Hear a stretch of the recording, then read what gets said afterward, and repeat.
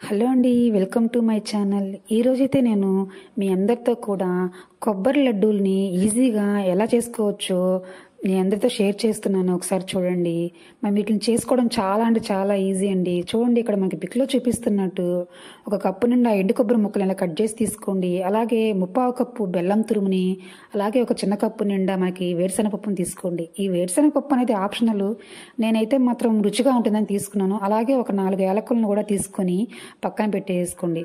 ముందుగా ఇలా మనం ఒక ప్యాన్ పెట్టుకొని దాంట్లో ఈ వేరుశనగ పప్పులను తీసుకొని కొంచెం దోరగా అయితే వేయించేసుకోవాలండి.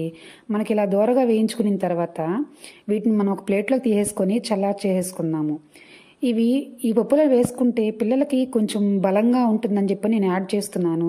తర్వాత మనం ఈ ఎండు కొబ్బరి ముక్కల్ని, అలాగే మనం ఇలా చల్లార్చి పెట్టుకున్నటువంటి ఈ వేరుశనగ పప్పులను కూడా తీసుకొని మిక్సీ జార్లోకి అయితే మనం వేసేసుకొని బాగా చల్లార్చుకుందామండి. అసలు మనకి వీటి వల్ల చాలా ఉపయోగాలు అయితే ఉన్నాయండి. కొబ్బరి అనేది మన ఆరోగ్యానికి ఎంతో మంచిది. పిల్లల నుంచి పెద్దల వరకు చాలా ఇష్టపడి తింటారండి. చూడండి, మిక్సీ పెట్టేసిన తర్వాత నేను మిక్సీతో అయితే ఇలాగా మెత్తగా పట్టేసుకున్నాను. తర్వాత మనం దీన్ని ఇలా పక్కన పెట్టేసుకొని మళ్ళీ ప్యాన్ తీసుకొని ఒక 2 to 3 స్పూన్స్ నెయ్యిని వేసేసుకుంటున్నాను. మీకు నెయ్యి ఎక్కువ కావాలంటే ఇంకొక 2 స్పూన్లు కూడా ఎక్స్ట్రా అయితే వేసుకోవచ్చు. తర్వాత మనము ముందుగా తీసి పెట్టుకున్న బెల్లం తురుముని తీసుకొని దీంట్లో వేసేసుకోవాలండి. అంతే, ఇలా వేసేసుకుని మనం బాగా నురుగొచ్చే వరకు అయితే బాగా కలుపుకుంటూ ఇలా కలుపుతూ ఉంటే మనకు బాగా నురుగైతే వచ్చేస్తుంది.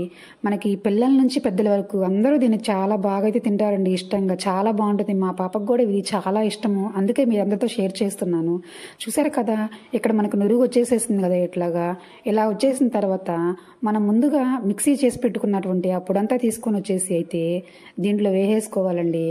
దీంట్లో వేసేసి రెండింటినీ కూడా మనం బాగా కలుపుతూ ఉండాలి.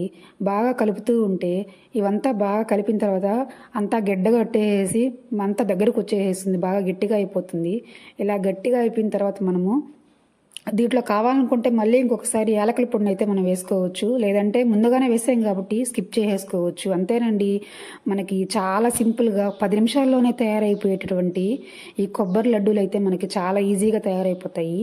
వేరుశనగపప్పు నేను వేసానని మీరు వేయాల్సిన అవసరం లేదు, అది ఆప్షనల్ మాత్రమే. మీరు కావాలంటే వేసుకోవచ్చు, లేదంటే స్కిప్ చేసేసుకోవచ్చు.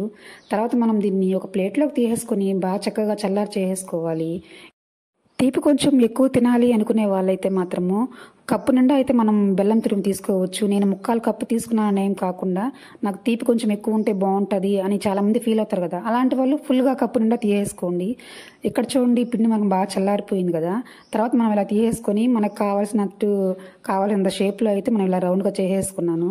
తర్వాత మనం ఇదంతా అయిపోయిన తర్వాత తీసేసుకొని మంచిగా ఒక దాంట్లో స్టోర్ చేసేసుకోవచ్చండి. ఇంతేనండి, చాలా రుచికరంగా ఉండేటటువంటి మనకి కొబ్బరి బెల్లం లడ్డూలు అయితే తయారైపోయాయి. చూడండి ఎంత బాగున్నాయో. అసలు మీరు కూడా తప్పకుండా ట్రై చేయండి. పిల్లలకి స్నాక్స్ అంటూ బయట ఫుడ్ కాకుండా ఇలాగ మనం డిఫరెంట్గా కానీ చేసి పెడితే వాళ్ళు చాలా ఇష్టంగా తింటారు. పెద్దలకు కూడా చాలా మంచిదండి. లైక్ చేసి షేర్ చేయండి. Thank you for watching.